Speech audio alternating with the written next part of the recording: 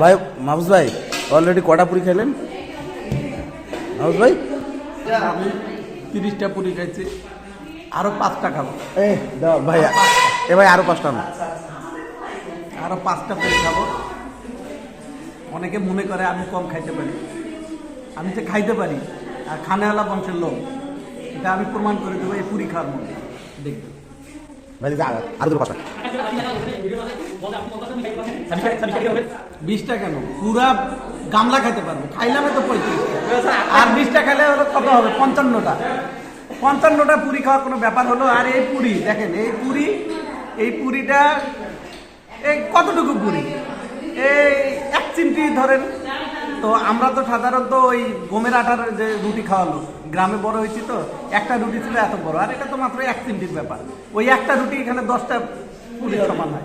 এগুলো ব্যাপার হলো আমার জন্য। আমি অলরেডি 35টা খাইছি, আমি আর 20টা খাবো, 55টা মিলাবো। এই 55টা হলে 5টা কেন কম রাখছি? এই 5টা সাব্বির মন খারাপ করবে, কারণ বেচারা তো আমার খাওয়া থেকে একটু আসছে, এই জন্য ওর 5টা রাখছি ভাগে। এই যে 60টার টাকা দেবো, আর পুরি নেই, দোকানে পুরি শেষ।